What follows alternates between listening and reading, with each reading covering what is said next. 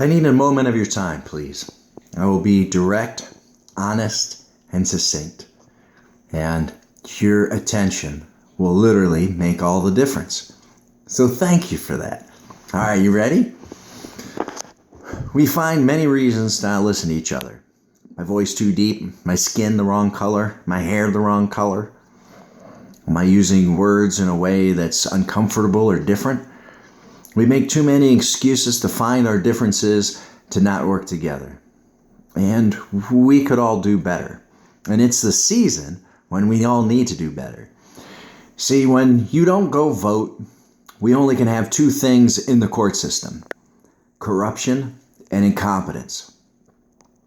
When a minority of people participate, you only get corruption and incompetence.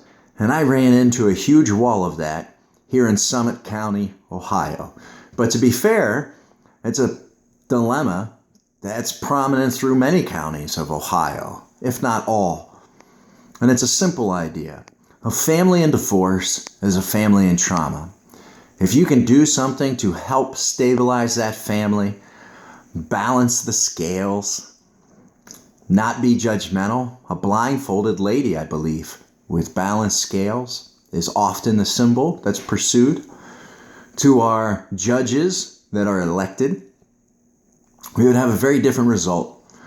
Our neighboring state of Pennsylvania has done a wonderful job in making their domestic court system better. They used to have a sham of a court system like Ohio has.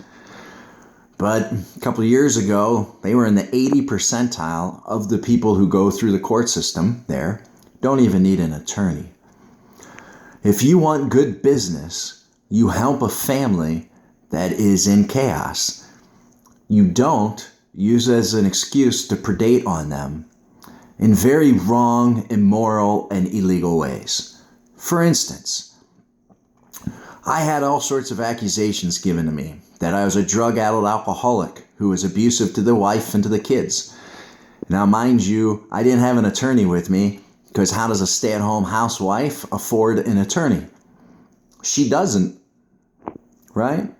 But instead of me, when I pointed that out to the court, it was a 0. When I asked for more time to get an attorney, it was a 0. But when it came to the accusations, I asked, what is the evidence? I don't need to answer to an accusation. I need to answer to evidence. What's the evidence? There is no evidence. No evidence was given. When you make somebody answer to accusations based on emotion, based on a complete lack of fact, you are now doing things that have been done in history by the likes of Stalin and Hitler.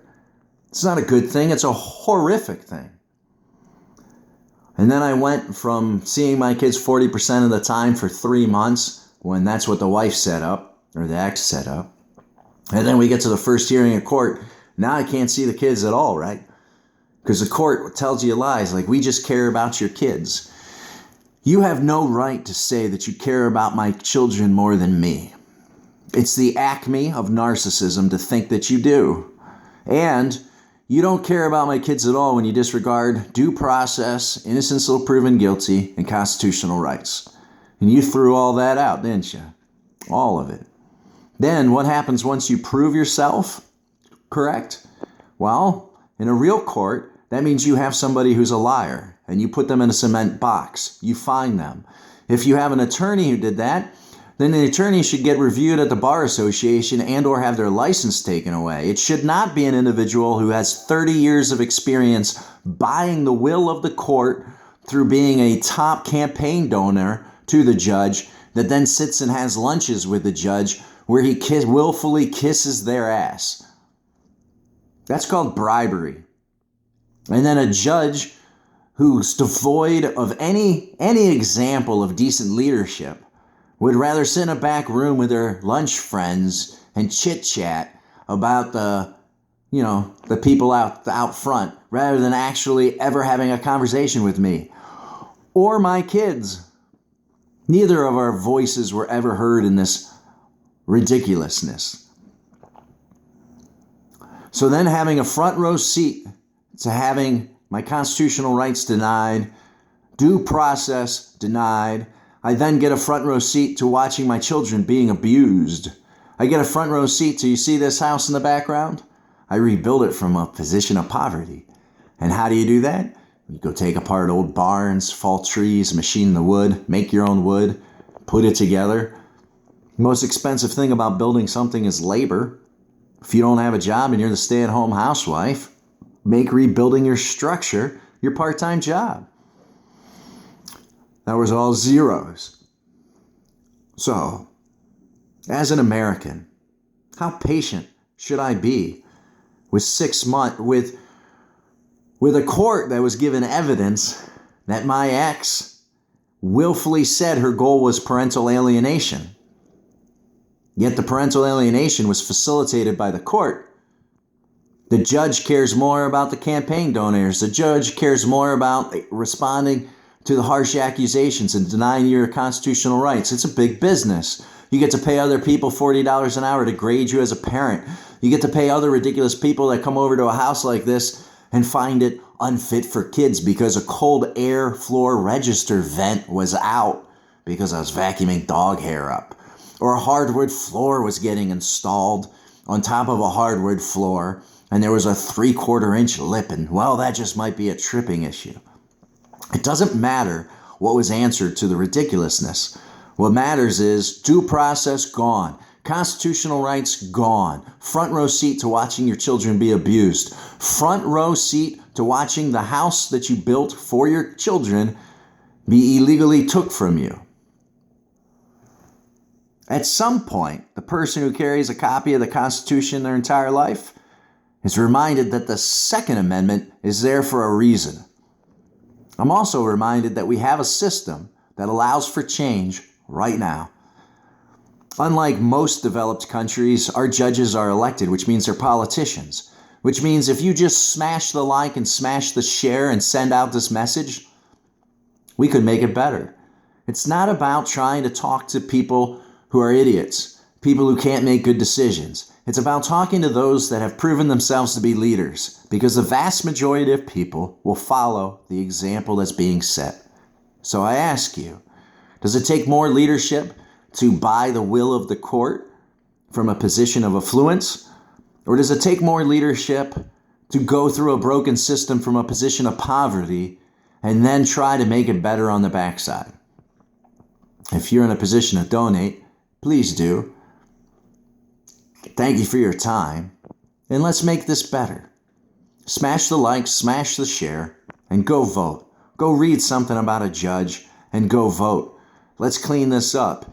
And on a federal level, you could clean this up in a minute. And you know what the people are desperate for? Watching congressional representatives get something of value done.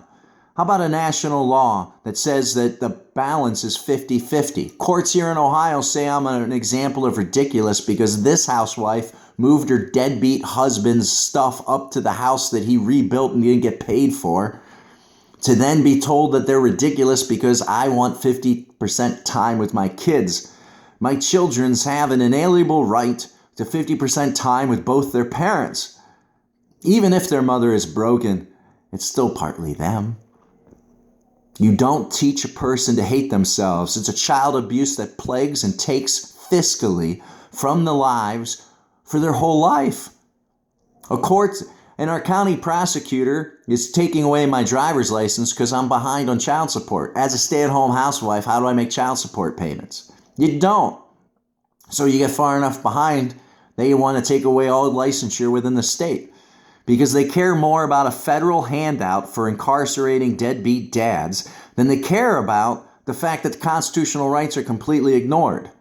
When you take a vow to help people, you should take that vow with earnest and seriousness. Attorneys, there's brilliant malpractice cases sitting everywhere. Start litigating them. Bar Association, you are not an effective organization if you get rid of no attorneys in a whole state. You're a joke. Get your shit together and start regulating people. I would like to suggest that you pick a percentage and you get rid of that percentage every year. That would raise the bar. And since more people pass the bar examination and don't end up becoming attorneys or practicing, perhaps you should consider making more room and or making the professional more honorable. And judges, start taking seriously the enormous fiscal and social responsibility you have. It's not acceptable. We all can do better. Thank you for your time, and know that you're loved.